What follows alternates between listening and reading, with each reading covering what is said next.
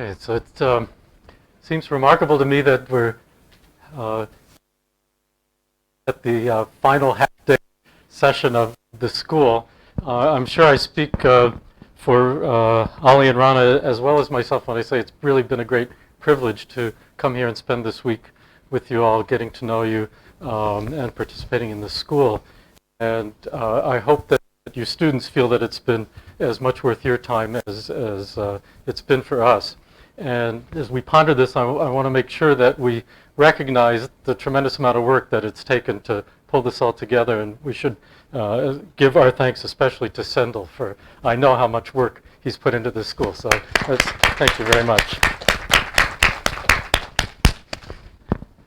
Okay, and so now to the last topic assigned to me, detectors in space, which is kind of far from my actual expertise, but it's something that we would be to cover. So I'm happy to lead us through some material that I've harvested from some good sources, from the ELISA project, from a really good physicist Dan Shattuck, and a really good pulsar astronomer Andrea.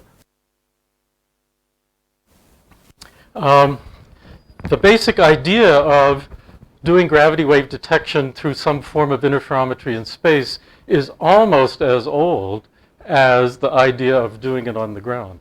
I know that Ray Weiss thought about it very early, and it's also the case that Bob Forward, whose early efforts Rana has taken care to mention, was involved as a staff scientist at Hughes Aircraft in thinking about this in very early days. It's just a matter of historical accident that the ground-based efforts have proceeded more rapidly, closer to conclusion than the space-based efforts. Either just random historical accident, or the fact that, the space effort is clearly more expensive and challenging enough so that maybe it does make technological sense to let the ground-based effort go forward first. But strictly from the scientific point of view, there are a tremendous number of advantages to going into space that I'll mention in a moment. Let me first make a statement that is worth saying, that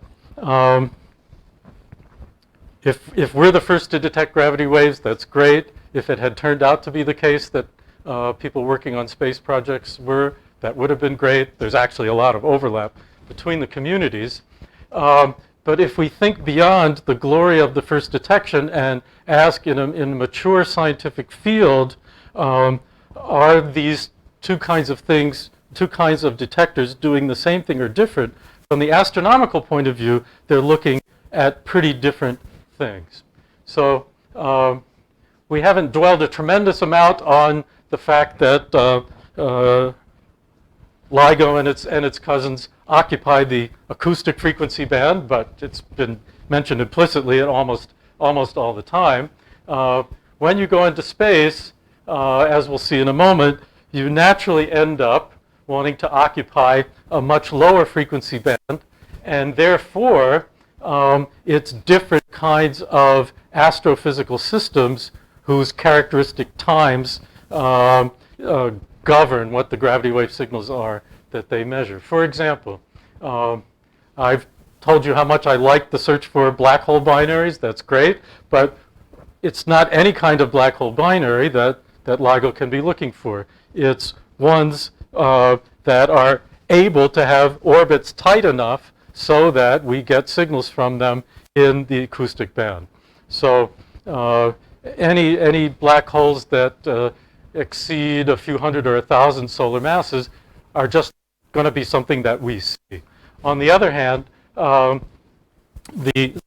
space-based interferometric frequency band naturally can find signals from supermassive black holes of the sort that occupy the centers of galaxies. And so those are objects that play a very different role in the ecology of galaxies, and have a tremendous amount of scientific interest in their own right. So I think it would be tremendous to be able to find those signals. So let's keep that in mind, that what we're doing eventually is building multiple bands of the gravity wave spectrum, just as astronomy has grown from its original focus entirely on optical observing to having filled out the whole electromagnetic spectrum.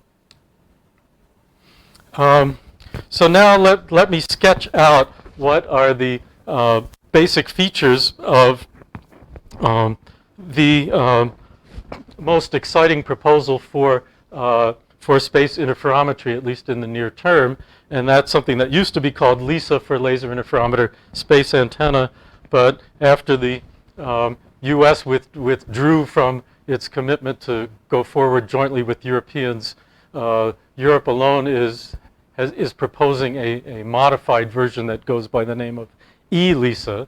I've never heard an official parsing of the letter E, but we can guess why E seems nice for them all. So here is a conceptual sketch, and I've listed a few features of the mission. It's maybe no surprise that it involves 3 spacecraft, each of which is at the corner of something enough L-shaped that it looks familiar, like a Michelson interferometer. The most, well, how many dramatic things do we want to say that are differences, having said that it has that much resemblance? 1 million kilometers L separating those spacecraft as opposed to 4 kilometers. In solar orbit, that is to say, as far away from the sun as the Earth is, and having a 1-year period around the sun, trailing the Earth by 20 degrees around the Earth's orbit. And let's see, other features. One important feature is that third bullet that says that the vagaries of how you could put a set of 3 free-flying things. These have no rigid connections, obviously. These are 3 spacecraft that have to fly in orbits that keep them in the right configuration. It's not practical to lock those arms together, and nor is it practical to have the arms matched very precisely in length. Since the arms can't be locked, the detection happens in a rather different way than looking at looking for small changes in the brightness of light at a superposition of light beams from 2 arms. Instead, light is sent out and back, and I'll have to say more about the difference in the way light goes out and back. But there is no recombination of light in the 2 arms. Instead, there's separate measurements of arm length rate of change compared electronically. I mentioned in a previous talk this week that in some sense it was obvious that there's much less mechanical noise in space, and that's surely true. But it's also not the case that mechanical noise is absent. There are several important disturbance forces on the spacecraft, and so, as I'll explain a bit more in a minute, there has to be a cool kind of servo controlling of those spacecraft using a technology called drag-free flight. And you'll notice when I explain a bit more about it how it's a nice kind of example of feedback to do something quite beautiful. All right, and at the bottom of this slide is a list of the top science targets for a mission in space. Compact binary star systems, including, to a great degree, white dwarf star systems, massive and supermassive black hole binary mergers. If I understand the terminology right, massive generally refers to 10 to the 5 or 10 to the 6 solar mass objects, and supermassive can be up to 10 to 10 to the 9. And individual black holes of those masses are, in fact, known in centers of galaxies. I'm not sure we have good evidence for the binaries, but there's every reason to think that the bigger black holes form by the building up, by the combination of smaller ones in binary capture. A third target that would be wonderful is the gravitational capture of small stars into by decay of orbits around and eventually falling into massive stars. That would be an interesting astronomical process in its own right, but it also turns out to be the best test case for making detailed checks through the gravitational waveform of the details of orbits under the orbits that are governed by GR. And as far as I understand it, the cleanest test of the so-called no-hair theorem, that is to say that black holes have no features other than those that are denominated by their mass and their angular momentum, could be done by studying these systems. And finally, because the frequency band is so low, it turns out that these space-based observations could be the best way to look for the gravitational wave analog of the cosmic background radiation. And if that were the case, that would be this tremendous achievement of being able to observe features of the universe at or not long after the Planck time. So, what are some other advantages, either obvious or not? Well, maybe these are both kind of obvious. You get a free vacuum system, okay? And free vacuum system able to make long arms. Now, as we saw before, we don't need arms all that much longer than we've got already on Earth for signals in the band that we're looking. But since there are these other astronomical systems out there, well, with the low frequencies, then why not try to take advantage of it by going into space? And that much is free. When you finally look at the budget of a whole space mission to do this, the fact that your vacuum system is free maybe doesn't seem like quite the advantage it sounds like when you write it down. But anyway, if your goal is to make long arms, this is the place to do it.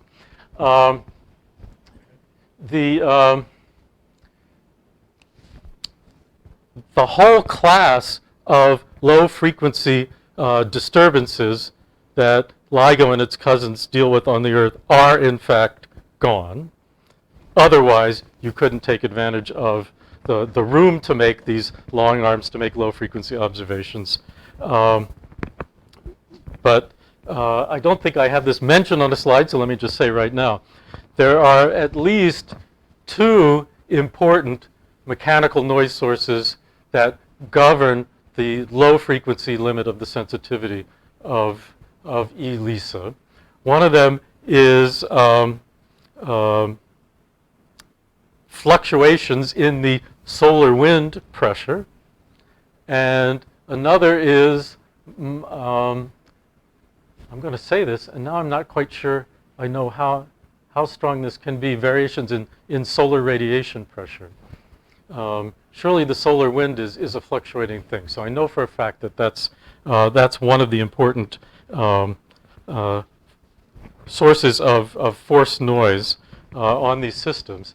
And so there does have to be, in order to take maximum advantage of the environment, a way to shield this experiment from that low frequency buffeting. And that's the drag-free technology. So here's a graph whose shape looks real familiar, right?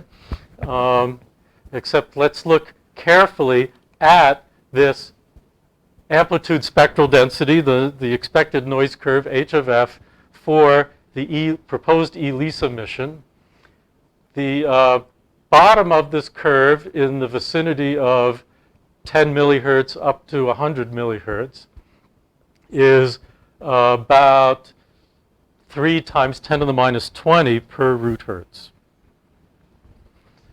which doesn't sound as low as as LIGOs, which isn't, but nevertheless is well matched to the expected sources. In fact, one ought to say that where LIGO has struggled and is still in the final stages, we hope, of its struggle to achieve the sensitivity it needs to find signals. This frequency band is actually expected to be a signal-rich environment.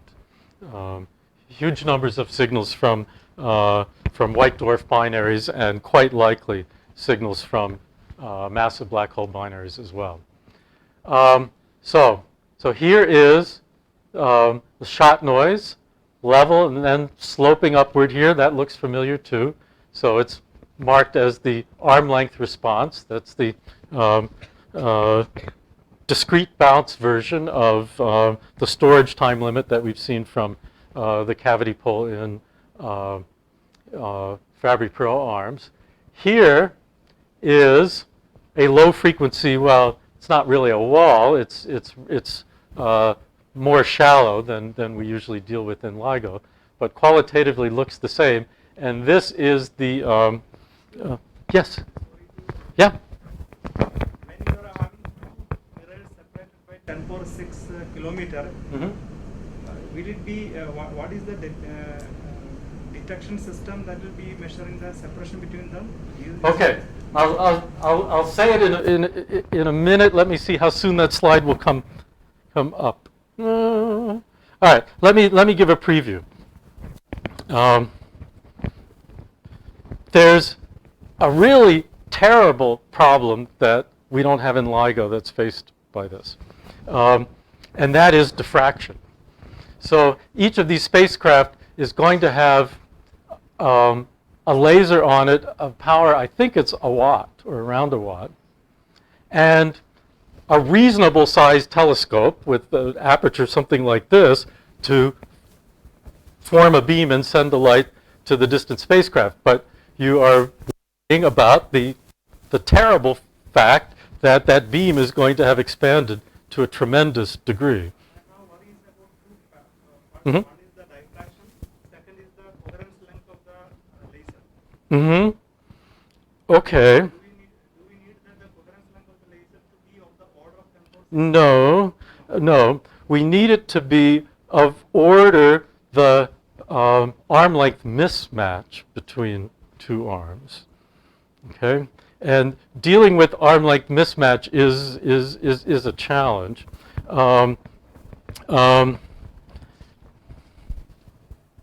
There's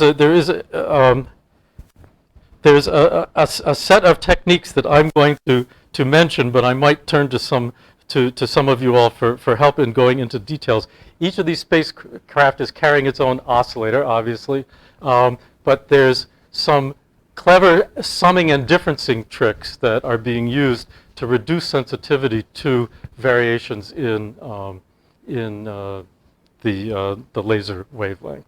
So it's run in a really different way, and so I'm not sure how much those considerations end up not being defeated by these tricks.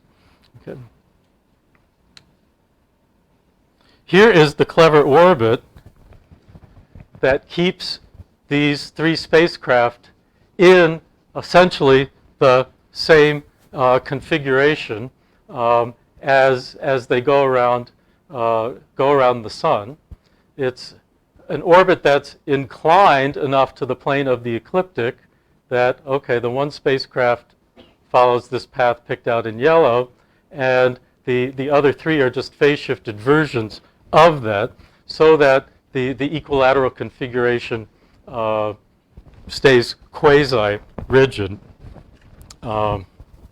as the spacecraft orbit the sun. So this is called the cartwheel orbit. It's kind of clever. Now here's where I get to talk about the cool application of servos, of feedback to the system, in order to minimize the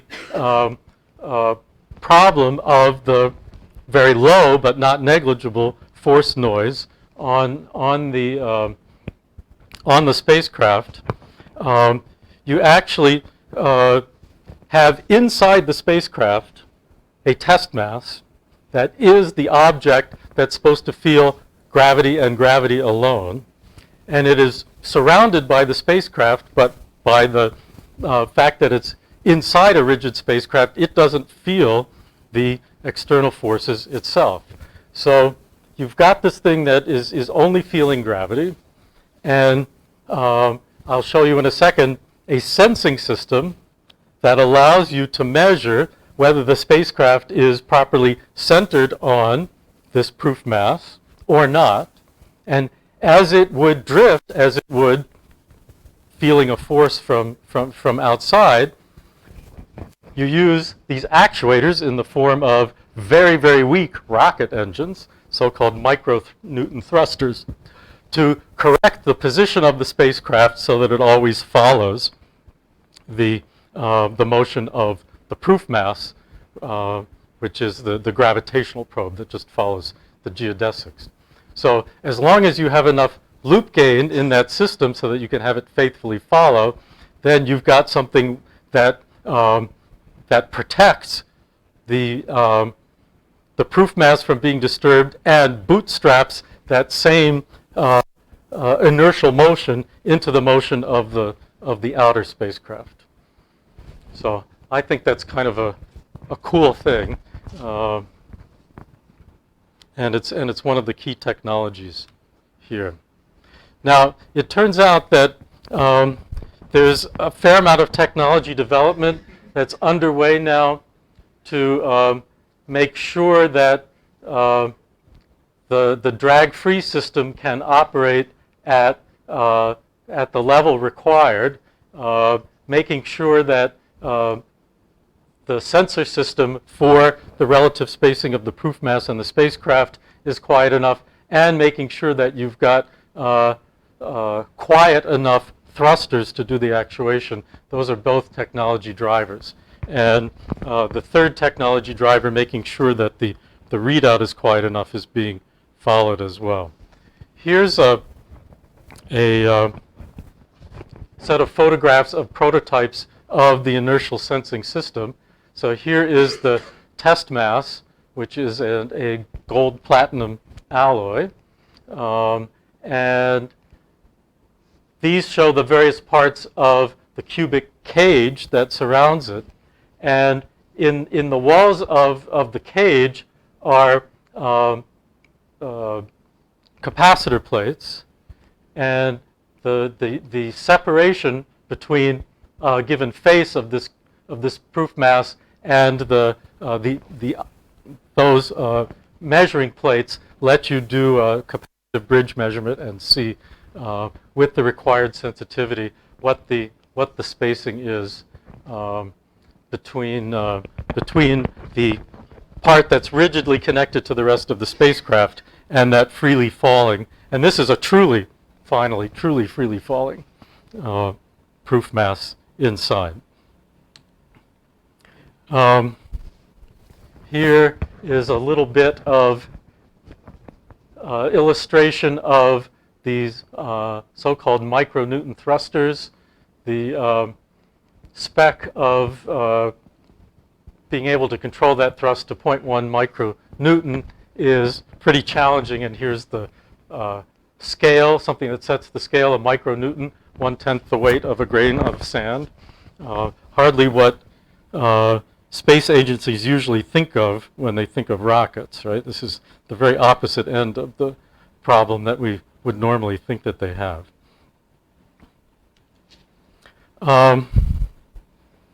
Okay, here is a list of compare and contrast how LIGO's put together, how LISA or ELISA is put together. The most obvious difference is this thing that I was mentioning a little while ago, that there isn't an actual so-called optical recombination, you know, a fancy name for superposing the beams from the two arms. Instead, each one-way trip has a phase measurement. The light going out on the arm is detected at a very low level, even though it's sent out at 1 watt. That is, the phase of that light is measured with respect to a local clock on that spacecraft, and a new laser there is phase locked to that measurement, and that light is sent back phase coherently to the corner spacecraft. And this is necessary because that 1 watt starting out ends up in just, around 100 picowatts at the other end. And then there's this other feature that you're looking at a beat note between the frequency of the light that's detected and the frequency of a local laser there. This diagram shows how the spacecraft itself has to have this 30 centimeter diameter telescope attached to a housing that holds both the drag-free system and some metrology that links the location of the proof mass to the location of the rest of the optics where the phase measurement is made. And here is a photograph prototype of the part of the interferometric measuring system that will live on an optical bench in the spacecraft. Okay, so I've already said this about transponding and doing electronic recombination. And let me just mention briefly this set of tricks for dealing with arm length mismatch.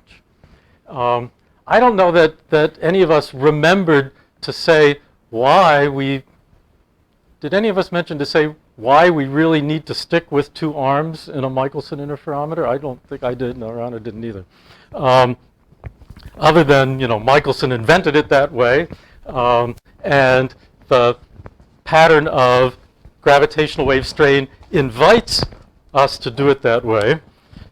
We should pause and say, we spent a lot of money for that second arm. And, I mean, just for that extra length of vacuum system. And in principle, we could have made a really short arm and still done interference. But the reason we don't do that is for the reason that your question suggests, namely that then we would need incredible frequency stability of our laser, or otherwise be dramatically more sensitive to that. So instead, we get, to the extent that our 2 arms can be well matched, we get a great deal of immunity to laser frequency noise. And it's just not possible to achieve that in space. So with anything like the kind of parameters that we need to build a space gravity wave detector. So there's been a lot of effort into thinking about configurations of signals that cancel frequency noise, inspired by various versions of a so-called Sagnac interferometer.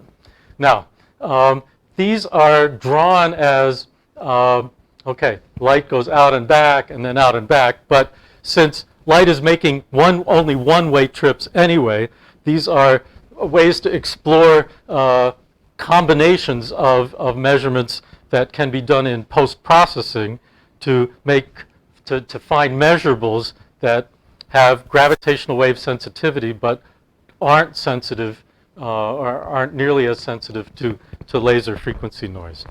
So I just want to mention this idea without walking through it in detail, because I'm not prepared to do it in detail. So let me just point out what looked like the most interesting version in this talk by Dan Shattuck that I found, one that is capable of being tolerant to the fact that one arm length can be growing with respect to another by, in effect, making combinations as if they were four one-way passes in those two arms. Let me mention where the project stands right now.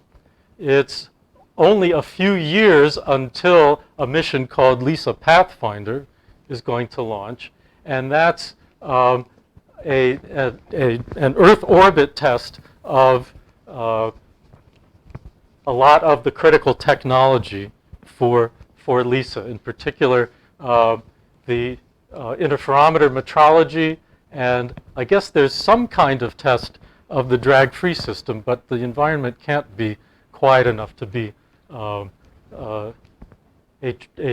truly stringent test of it. But I guess that's no worse than we had to build LIGO without being able to make truly stringent small-scale prototype tests. Yes, Suresh?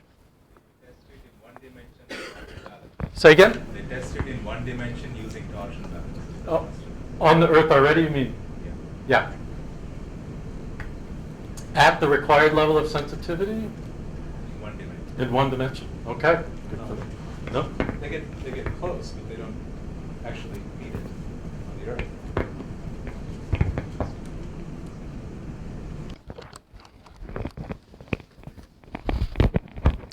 Is there some sort of back action type problem that if they sense their mass too well, they'll plummet it? Sense with the capacitive system?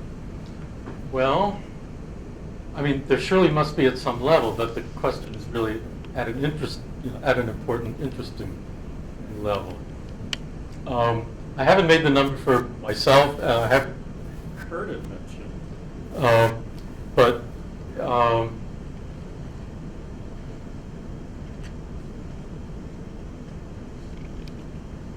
yeah. Okay. I mean, look, could it possibly be near any quantum limit, or? No, I don't think so. Yeah. Looking at the size of that capacitor system, Yeah. I don't think it does better than a picometer. Right. Picometer is surely the x of f that they're talking about. Right. There are, if we allow ourselves to move from deep-sounding back-action things, there are some interesting self-force issues that limit the performance of drag-free systems. If the solar illumination on the spacecraft changes and the temperature distribution changes, then the mass distribution will change, and you can end up in a situation where the proof mass feels perturbation in the local gravity. So that is something that I know that they have to worry about.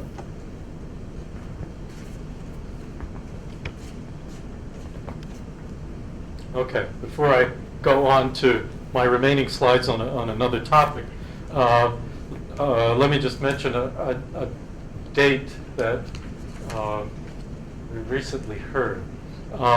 So there was recently a review picking prime topics for the European Space Agency's next big missions.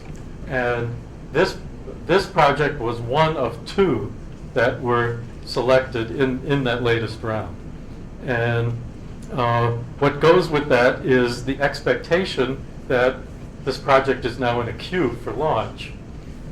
The bad part of that otherwise good news is that the date that's foreseen for a launch for this is 2030 or later. I think I may even have 34. Okay. It's okay. Okay. Will the mission become redundant by that time? Will the mission become redundant?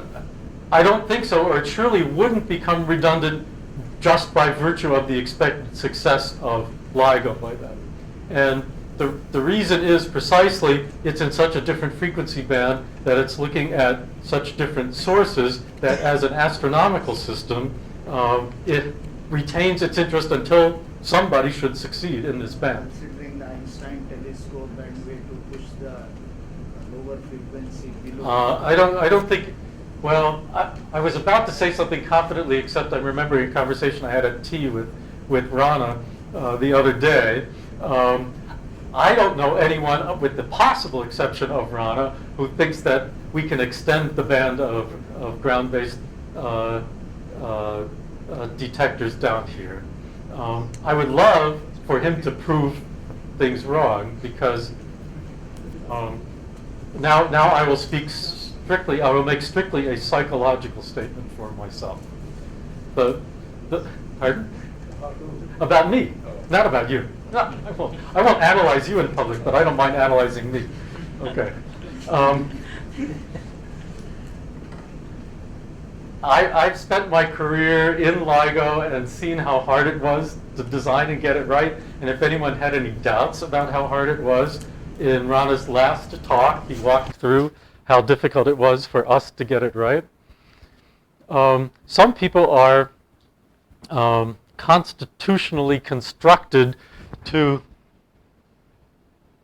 tolerate the discipline that it takes to design something that you're then going to throw away as far as you can throw it and expect it to work. Others would worry too much about, forgetting the one thing that makes a huge difference. Okay, I'm in the first category. This team is clearly in the other category.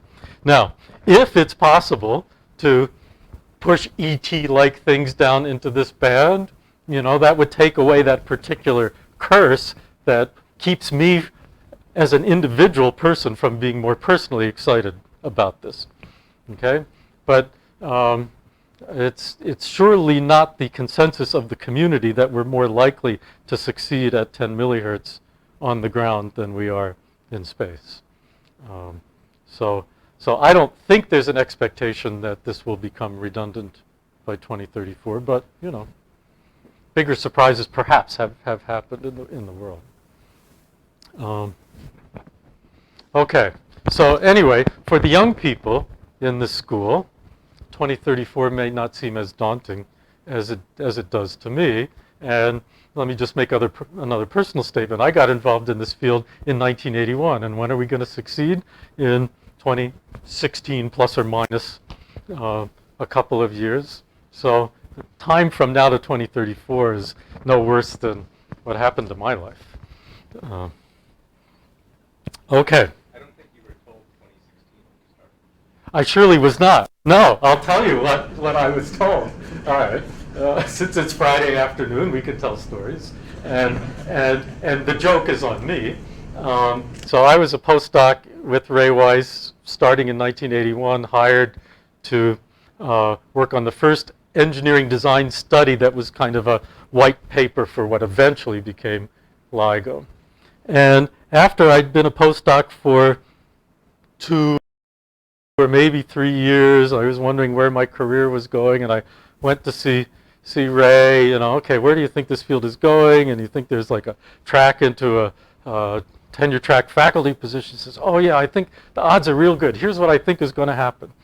He says, we're just submitting the blue book, this white paper, and it'll take us a year or two to convince Congress to appropriate the money, and a couple years to build, and maybe another year to commission. But by the end of the 80s, we should be observing and detecting gravity waves at 10 to the minus 21 sensitivity. I said, okay, Ray, that's good. I'll keep working on it. Okay, so, all right, that's what I was told, and that's what I bought. Okay. Still might happen. Yeah. Okay. So now there are folks who like to tell us, and these are nice people who are our friends, but there's a new community that likes to come to meetings and tell us that they're going to make LIGO obsolete, not in the sense of an astronomical instrument, because they too are looking at a very different frequency band from us, but obsolete in the sense that they tell us they're going to get the glory of the first detection of gravitational waves, if that's what we're after. And that's this rapidly developing technology of pulsar timing that goes by, various versions of it, nanograv and the International Pulsar Timing Array, and they have very nice graphics showing all of these already existing wonderful radio telescopes used to observe pulsars.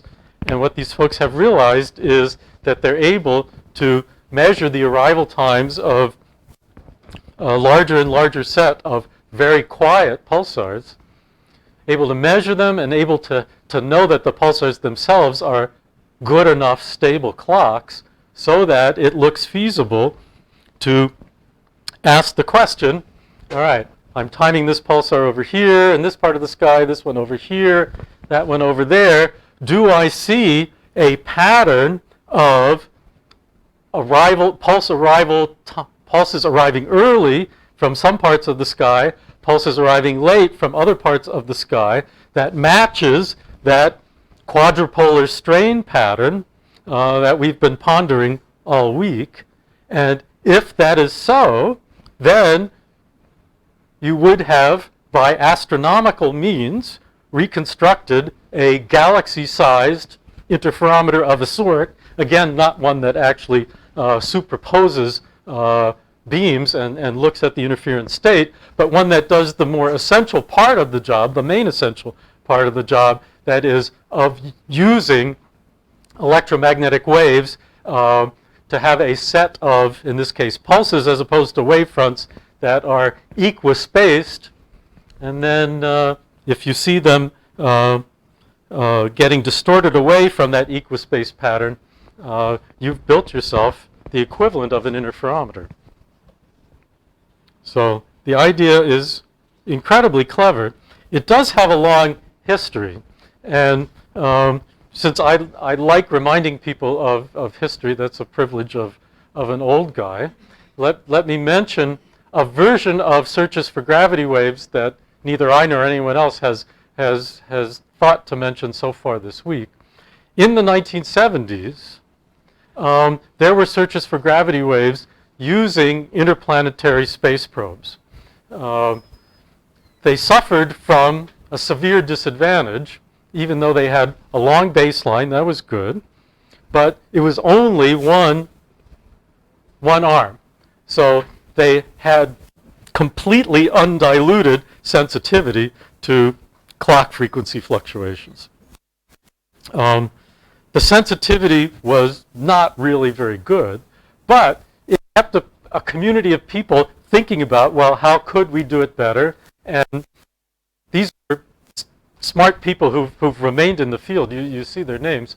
And they kept hoping, well, maybe NASA will launch 2 probes to different planets and at the same time, and then we'll have 2 arms. They campaigned for picking microwave frequencies for the links that were less susceptible to interstellar dispersion, if I'm saying the right word. Interplanetary fluctuations in index due to density fluctuations in the residual gas in the solar system. And in effect, they reinvented in the context of a timing experiment, which is just a different language than we normally use, and I switched to it to explain a matter of principle in our own kind of instrument. So they kept that whole idea alive, and some of the same folks who were doing it early on said, okay, well, it's not a round trip, but how about a one-way thing using pulsars as clocks? This is something that has a long heritage, but what's come along recently is much better stability of the local clocks for making the measurements, and the discovery among the many pulsars of a subset that themselves have very good timing, very low pulse timing residuals. And here is a graph of one particular pulsar, J1909 minus 3744, and here are pulse arrival time residuals. That is the last little bit of unknown variation in in when pulses arrive after you correct for the rotation of the Earth and the Earth moving around the solar system and everything else that are the big effects. Model everything you can, find the residuals in pulse arrival times, and the overall scatter fits well between this plus minus 2 microsecond scale, and in fact the sigma must be, you know, a few tenths of a microsecond for that distribution. I mean, that's pretty amazing for naturally occurring objects to be timed that well. And I'm guessing that this is the kind of typical data that's probably one of the very best, but it shows what's possible. And one of the main jobs for this project of that big set of radio telescopes whose photographs I was showing you on a slide a few slides back is to build up a library, a catalog, that is to say, of quiet pulsars scattered enough around the sky so that you'll have enough redundancy to know when you've really seen something, seen a gravitational wave signature with the characteristic distortion around the sky. Now, yes, Suresh. What would be seen? Suppose there is a gravitational wave which has kind of Uh-huh. passed in the universe, what would be seen? What a great setup for my next slide. Here, and this impressed me like crazy when I saw this. There was a proposal that this particular radio galaxy, 3C66b, I don't know very much about 3C66b, but there was a proposal that it could have a supermassive black hole binary in it. And the folks who made this proposal made a specific enough proposal that another group of folks said, hey, maybe we can see the that would be a really strong source of gravitational waves as a binary in the same way that we're looking for neutron star binaries, but here's supermassive black holes, and here was the predicted timing residual in a particular, I think this signal was so big that these guys realized you could look at just a single pulsar and see this signal. This is a, you know, sinusoid at this period, which is, okay, here's 1 year. So it looks like it had about a 2-year orbit. Well, I don't know why there's the both. Oh, maybe that's our year, and maybe this was the periodicity of the black hole binary itself. Anyway, here's the scale, plus or minus 10 microseconds. Now look at the data. It's not as clean as that last pulsar that I showed you, but it clearly does not have in it that signature. So this method has already had a scientific result. Now, I don't know how convinced the community was in advance of this particular idea, but what the hell? A legitimate proposal, a legitimate experimental test and refutation, that's great. So these guys are already getting some science out of this idea. Now let me just close this discussion by making a point that I made with hands waved a little while ago. This is yet a different band of frequency, and therefore looking for a different set of objects, or at least objects doing different things. So here we are way up in the audio band here. There's advanced LIGO. Here is LISA. ELISA with its slightly shorter arms than the previous thing is up there a little bit. And now here is the frequency band that's natural to pulsar timing arrays, 10 to the minus 9 hertz. So, you know, yearish, multi-year periods. And here are, for a few different versions of an international pulsar timing array. First, the current one marked in green is the noise spectrum. They're expecting to push that to lower frequencies soon. And then a project that I can parse as Pulsar Timing Array 2020 that goes lower noise still. And here are two kinds of sources, massive black hole binaries, and something that maybe has somewhat less chance of existing, but maybe not, would be cooler to find even, namely cosmic strings. Every once in a while I see one of these nice folks and they say, we're going to eat your lunch if you don't get going soon. So you have to say more power to them, right? This is cool technology, and let the best project win. Okay, so that is the material that I've prepared, and are there any other questions before I turn it over to Rana?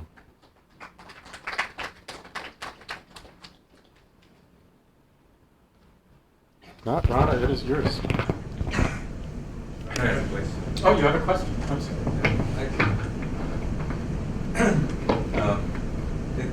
In this drag-free example, you've got basically you have the holy thing, which is the cube, Mm-hmm. and then the spacecraft kind of follows it around by sensing it. Right. I wonder why. It makes me wonder, why do we need all these seismometers in LIGO? Couldn't we do something like just sense the tabletop motion and then move the table underneath the top table and treat that thing as the proof mass? What do we need seismometers for if we have a spring-loaded mass thing inside? No, the cube serves as an inertial mass, right? Yeah. You don't have an inertial reference on So Earth. what What is do the you inertial say? reference on Earth?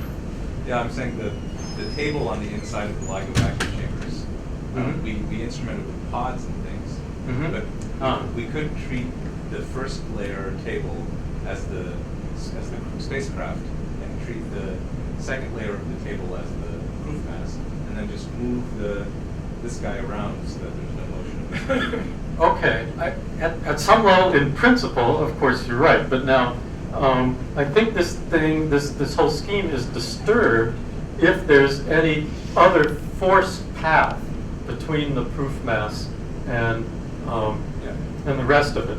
And since we, as it's been pointed out many times, not actually freely falling, and we need forces to hold things up.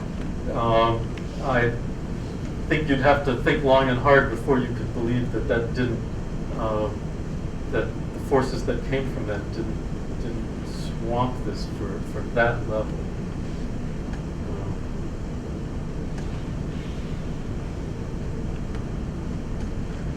Let's maybe think about it some more, but that's where I would look to see whether there wasn't a flaw in your proposal. Okay, anything else? Okay. Question now becomes